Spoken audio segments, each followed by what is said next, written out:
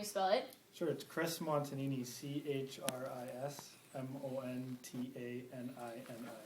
And what's your position here at the Londoner? I'm a multimedia journalist with the Londoner as of about a month ago. Okay, so what does your job entail?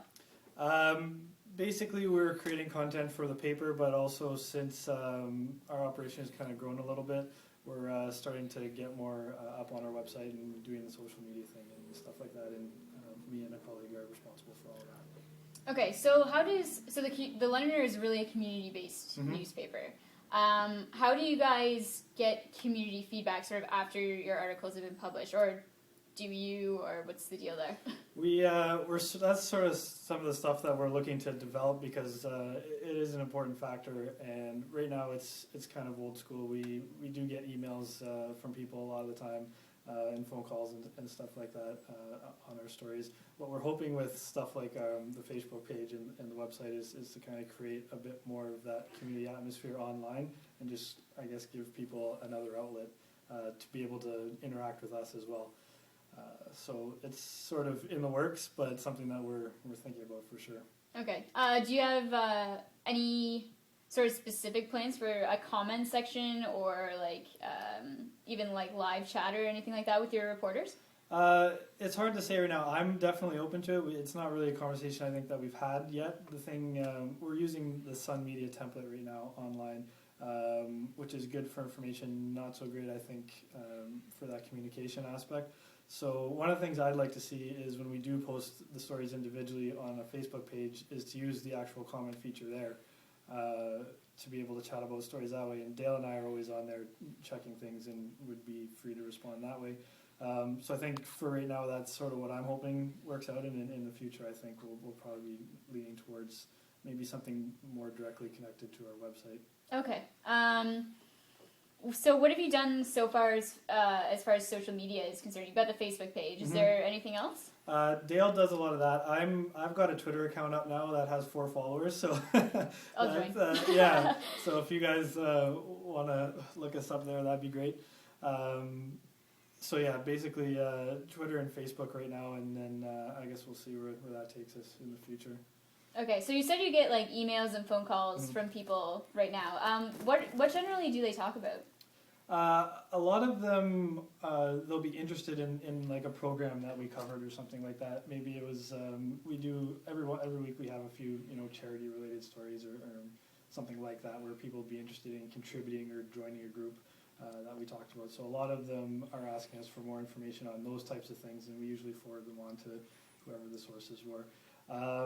Every once in a while, of course, there's a criticism or a comment on a story. We're starting to get a bit more of the letter to the editor type stuff. I think before Dale and I started, I don't think there was a whole lot on the content that was in the Londoner. So now that we're sort of getting out there a bit more, people are a bit more curious to see the stories that we're working on. So like I said, right now it's a lot of that old school type stuff, but it's definitely a good start, I think. So I noticed, I was looking at the website today, you guys have a video up there now. Is that the first you've done? That's the fashion show. Yeah. Is actually the second video. Okay. And I think I'll be trying to have one up this afternoon as well on something in the Western Engineering Department. But again, that's something that's changing for sure. Yeah. Have you gotten any feedback on that? Not yet. The St. Thomas Aquinas group that was doing the Happy Days Musical were very happy, I guess, when their stuff got on. So we heard back from a few of them that were appreciative that we gave them that coverage. Actually, one of the things we heard today was that people are having a hard time accessing it from their phones, which is going to be a big issue, I think, that we'll have to look at. Yeah, I was going to say, how do you plan on dealing with that? Like, it's one thing to do multimedia on a website, but it's another to sort of format it for smartphones. Yeah, and I actually hadn't even realized it myself until someone brought it up. So we have the whole site is sort of run by Sun Media. Like I said, it's their sort of like the corporation template. So Dale and I don't really know a lot of their corporate IT guys yet. So we're going to be talking with them hopefully in the future to see how we can kind of fix that. But yeah, the smartphone thing is definitely an issue. Yeah.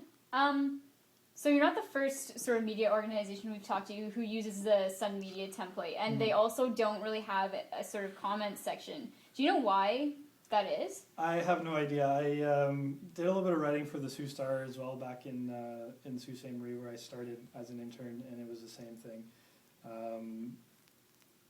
It seems like a lot of the mainstream media, I guess, was a little bit behind the eight ball when the internet thing started happening. So a lot of people in the blogosphere, I guess, are a little bit more ahead in terms of that. But I think they're also worried about the types of comments that come through on there. And I've noticed it a bit too. For some reason, on mainstream pages, comments don't seem to be as constructive as they are elsewhere. So I think that was a huge problem, especially when they first started exploring in the realm of the internet. And I don't think that anyone really came up with a creative solution to that. And you look at sites like the Free Press, for example, and their content's great, but there is actually, if you notice, there's regular commenters that are there just to kind of screw things up. So it's a really interesting dynamic between the reader and the writer, but something I think that they're a bit concerned about as well when it comes to their overall picture right now, I think. Do you think the future is kind of heading towards there being more of a conversation between the reporter and like community members, even after the article has been published?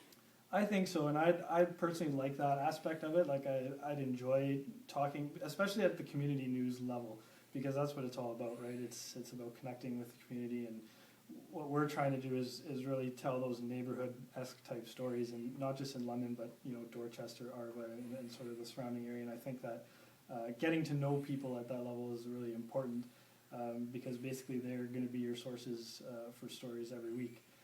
So I think it would be a unique aspect at a community newspaper to be able to pull that off, and I think that's somewhere where I hope that our project will go in the near future. Okay, so you said this organization was expanding. Mm-hmm. This is sort of curiosity. That's cool for a newspaper to be expanding. So why has that been? It was a bit of an interesting situation, and it sort of happened around the time when I got here, so I'm maybe a bit fuzzy on all the details, but basically the old Londoner was more of, there was a lot of flyers, and they called it the penny saver. Mm-hmm. Basically that got bought out, and what happened was, instead of laying off the salespeople that worked with that flyer, they moved them over to the editorial side. So all of a sudden we're working with 8 or 9 salespeople that are selling ads for the newspaper, and they needed more content to fill it. So it went from being sort of a coupon book to having a lot more news in it than it did previously, and that's sort of where Dale and I joined in. Oh, okay, cool. Do you have anything else that you wanted to know? Is there anything that we should have asked you that we didn't ask you? Coming from the source. Yeah, no, and that's a good question. I should have expected that. I still use it all the time. I think that's just about, like, I don't know sort of what's the overall project is just on feedback community and feedback, yeah. Yeah. And how, well, for you specifically, it would be on like very like local, small sort of community papers rather than the Globe and Mail.